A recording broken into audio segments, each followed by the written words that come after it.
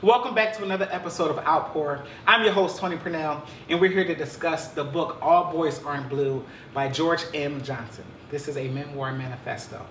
So we're here to discuss many themes throughout the book.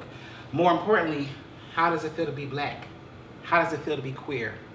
So I want to talk to you guys. Who read the book?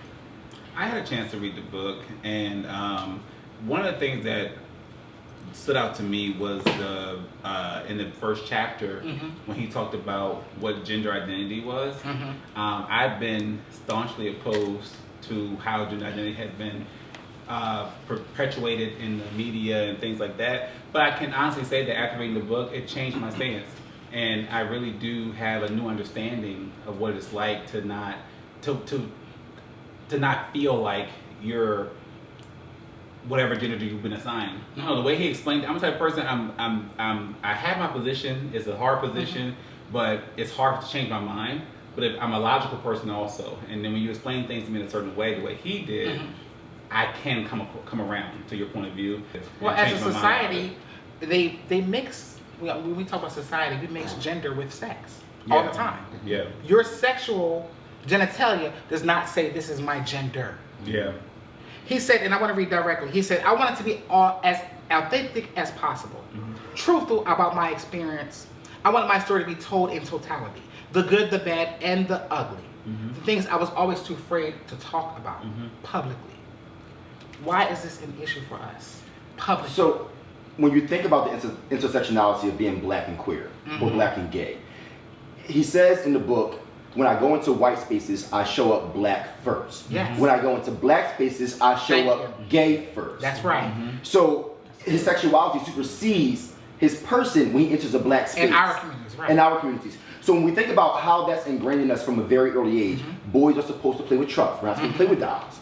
Boys are supposed to like blue, not pink. Boys are supposed to do this. We're supposed to act this way and talk this way. We gotta walk this way. We gotta do that. If anything else, you're a faggot or a sissy. Yeah. So that's being taught to us from a very early age. And as a parent of an 8-year-old kid, a young boy, and I see people say to him like, oh, well, you can't like this.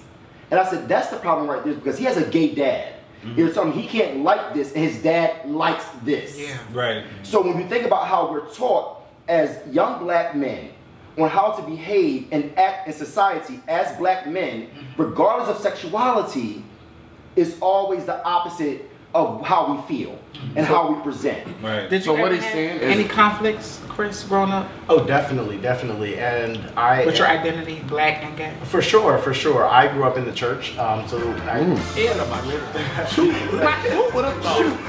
literally in the church, as they say, you know, from a baby. So there always was that I don't want to, you know, phrase it as a war, but the conflict within myself, you know, between, you know, how I identified personally and what I felt that I should project. And I think that perception is everything. And I was really appreciative reading this book, because I think that he's attacking a lot of stigma head on from a different perspective, because we can talk about definitions and what it means to be, you know, gender neutral, so on and so forth. But when you actually hear someone's personal testimony or their personal story, I think that it hits differently with folks. Okay. Yeah. I think one of the key terms that is being left out of this conversation is toxic masculinity.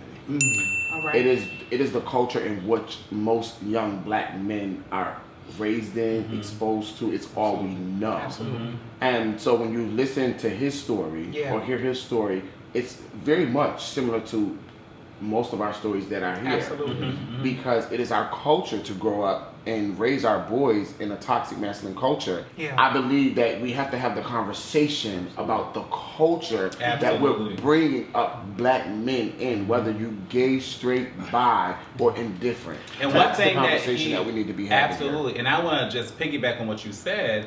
One of the things that George said in the book about his upbringing was that there was a period when he was 5 years old that his teeth got kicked out from somebody. From that initial experience. And when his teeth got kicked out, it was traumatizing for him. It was one of his first traumas in his life. And then not only was he not able to have time to process that trauma, but his nanny, who he called his grandmother nanny, she basically told him to get over it. Oh. He had to man up And then not only man up, but if they beat you up, I What will is beat you man up? again. Yeah. Right. So he only had a few hours to process man that up. entire trauma and process it. And get over and it. the next day it had to be as if it never happened. I believe that often we tell children boys like girls and girls like boys. Right. That is the only narrative that we give children. Right. And children don't have the mental capacity to think outside of that. Right. So what happens is, I'm a boy. I like boys. I don't like girls. So in the inside, I'm a girl. On But the he talked about outside, that. I'm He a did. boy. All right, I don't mean to cut you all off, but I'm being told we need to wrap it up. If you want to get into the book, it is being sold online. Damn. You can find it anywhere. Good. Okay, or you want to good. get a paperback version. But listen, we have something to do better. We have to look at ourselves historically, culturally, and how we handle gender versus Yeah. sex. Okay, so this is another episode of Outpour.